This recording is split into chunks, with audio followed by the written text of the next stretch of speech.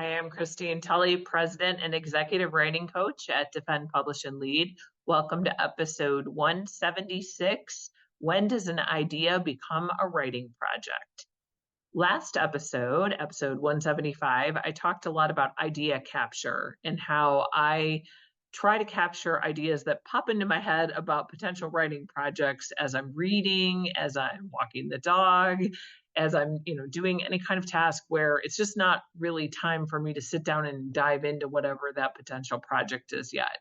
One of the points I made last time was that not all ideas are going to become writing projects. Some of them will. I would say if I had to estimate out of all the ideas I've ever had, maybe 30% become something, either a conference presentation, a book chapter, a scholarly article, and so on.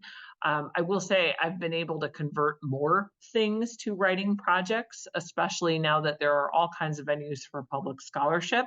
So for example, sometimes some ideas that I have that really aren't going to go as a full-blown article or a book chapter or even a conference presentation, they're perfect for an opinion piece at Inside Higher Ed, where I sometimes put pieces, or for some of you, they may be great for a Substack episode. Many ideas have become this podcast. So you're actually hearing a good bit of a project that I've been working on, a book about academic writing project management.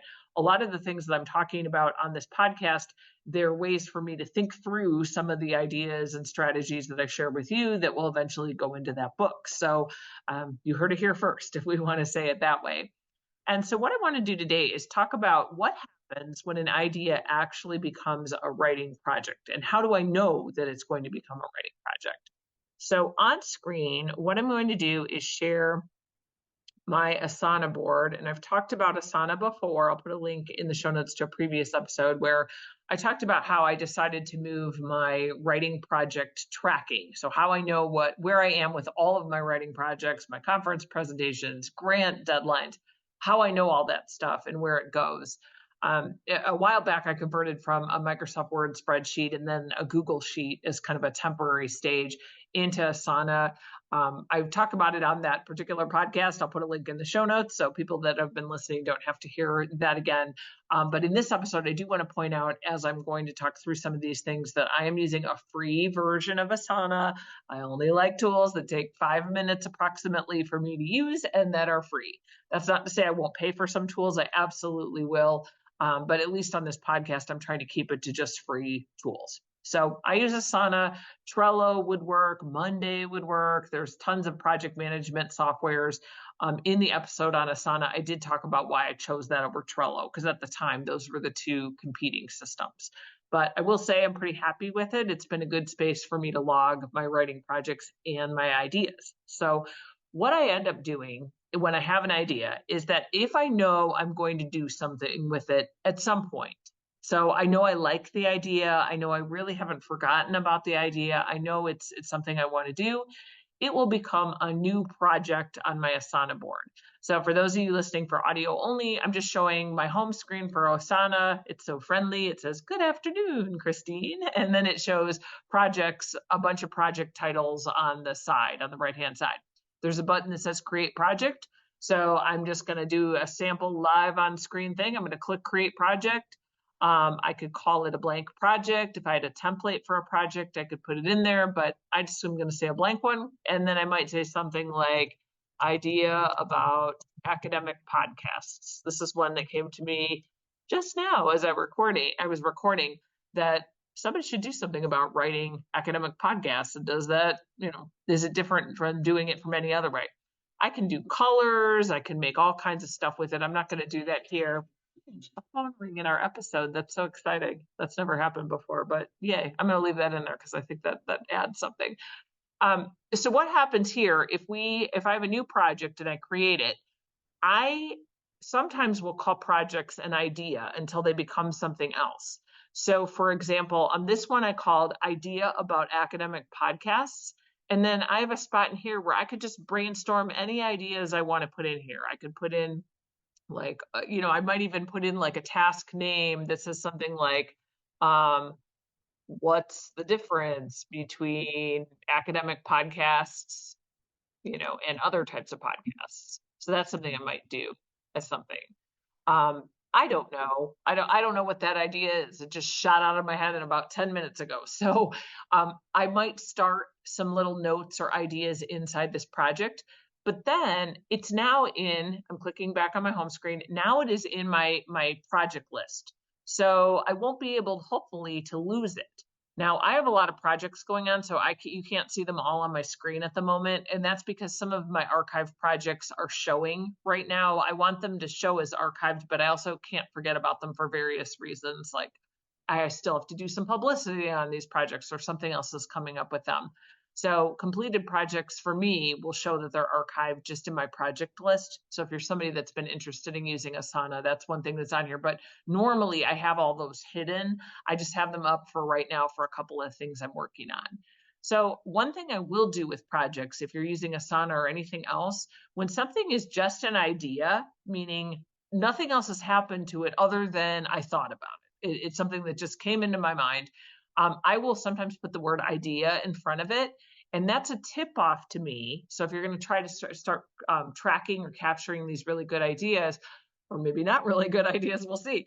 But if you're going to try to capture them, I like to just have the word idea in front of it, and all that means for me is I haven't done anything with this yet. I took a few notes, I got it out of my head, and I put it somewhere, and that's it. Some of those will just stay ideas indefinitely. Some of them will be great when, for example, a call for papers comes along. Maybe a call for papers comes along about, oh, we're looking for book chapters on academic podcasting. Well, I now know I have something to say about that. What? I have no idea. I mean, I really, it's an idea I just had, like I said, a couple of minutes ago. But at least for me, I could see that call for papers and say, oh, I have an idea about that. Go to my Asana project management board and then look at that idea and see if it's viable. Could I do this? Do I want to do this? So one of the great things about calls for papers is that they do regularly come into our email boxes. We see them at conferences. They're in the back of journal issues. So I don't know. I don't know if that opportunity will come along in 3 years, but I've got an idea about it right now. So any idea that I like and don't immediately discard, or I'm like, oh, that's kind of interesting, I will make a project in here, and it's just called idea. And one of the ways that I have these projects sorted for them to show for me is my ideas can stay in the main list. So what's showing on screen right now, the one I just added says idea about academic podcasting, but I can change icons and things like that. So for that one, I'm pretty sure when I have a new project that's still in kind of an idea phase, I use a light bulb. I have another project up there that is using a light bulb for that reason, like, ooh, I had an idea. So that's another reason why I like Asana too. I like the icons. I like the way you can label and color code things, which is also true in Trello. I just like the icons better in Asana. So that was, how I actually capture an idea and put it in there. What I want to show next is what a project looks like when it's an idea and it's in the process of, it's an idea that has now become a writing project. So one of my original ideas was writing a book about academic writing project management. You can tell I like this stuff. I've been doing a podcast. We're now 176 episodes in. I really like this stuff. So I know it's going to be a project. It is going to be a project. So this book is in the process of being written. So one of the things that happened for me, so when it moved from becoming an idea to a full-blown project, is I had to make some decisions about how big is this project going to be? What's the venue? Who wants this project? All those same kinds of decisions. But once I settled on a book, I've changed the icon over. For me, I like to use stars to represent books, like they're superstars or like my favorite ideas or something like that. So I switched that over. And I'm going to actually click on that project. I know audio listeners, you can't see this, but I want to describe just what's in there while I'm still in an idea phase. So one of the ways I organize an idea and all my stuff that goes with that idea is a couple of different ways. One, I always have a folder on my hard drive and also a backup folder in Google for all of my projects. So all the readings go in there, all the text goes in there, and so on. But in my project management space, I have a note, reminding me that's where that stuff is. That's what you called that folder in case I need to find that later.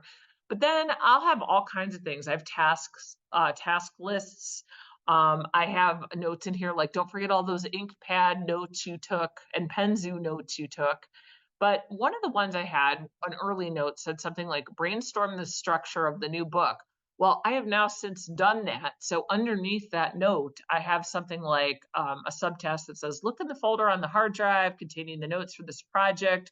There's a sample of table of contents in there. Is that still accurate? So I have questions to myself. I also have subheadings inside this project management space. So another way I use this, and I had somebody ask me how I link Asana and Penzu because I use both of those tools. This is a perfect example of how I do that. A lot of times I will have Penzu notes about projects like readings, some initial drafting, or just different chunks of things I want to use are captured all in Penzu, which is my online notebook. And I talked about that in the last episode, so you can see that. It's episode 75 because I talk about it all the time. So go back to episode 75 if you want to see Penzu. But one of the things I do is put the links to those entries in my Asana board. So for example, one of my notes in here is about, it says, hey, I took a first pass at that introduction. Here's the link to that thing in Penzu. So I can actually go to that link, open it up, and see the draft of what I was looking at. So that's another way that I might use it. I also have some notes about what do I want to do with my book proposal when I turn it in? What do I want to do with the sample chapter? I had an invitation to write just a one paragraph description of the project because someone's interested in it. That's another, you can't see it on screen, but that's another subheading where I have some notes about that. So a lot of this stuff right now is not living in my project management space. So far, it's more reminders and things to myself and links. But what will happen as the project gets bigger and when this idea has really become a writing project, it will look like something. I'm going to show another book project that's on here. It will have all kinds of tasks that are listed, like things that I'm doing, things that need to be completed with green check marks if I did them. You'll see some questions in there if you were looking at my Asana board and so on. So I know when an idea has become a writing project, when I've really kind of committed to keep working on it. That's the simplest way I can explain it. So that means I kind of know who an audience is. I kind of know where I might want it to go.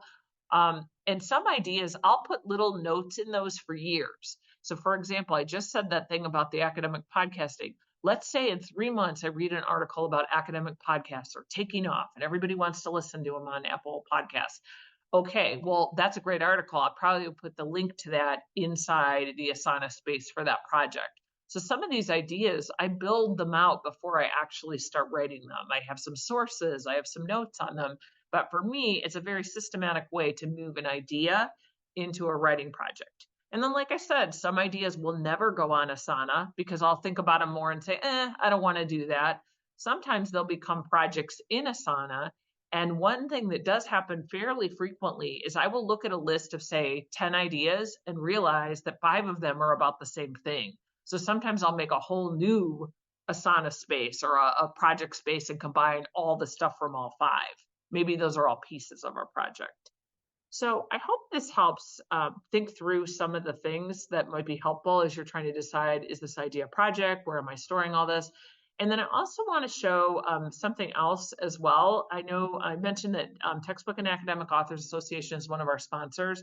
I never have said anything about this one resource, and it occurred to me today that even though it has nothing to do with ideas per se, I think it's a good way to kind of look at some of your systems overall for project management. And so they put out a print newsletter, and yeah, I know print newsletters a lot of times are not maybe some of the way organizations go, but I have to say I love it. It's called The Academic Author. I like it because it looks like a real newsletter. Like I'm still print, I'm still old school. I love to read stuff in print, but I like it because it's just a couple of pages long, and is perfect for me to grab and throw in the car when I'm waiting to pick up a kid, or if I'm waiting to catch a ride somewhere, or whatever I'm doing, cooking dinner. I've read it many times doing that. But I like it because there's all kinds of things in there. Sometimes there's tips from different authors that contribute to the organization about writing, practical tips. Some are about an upcoming issue, and a lot of them are on project management, period. So another thing that I didn't say is a benefit to joining, I really like this, this newsletter. I don't read a lot of them.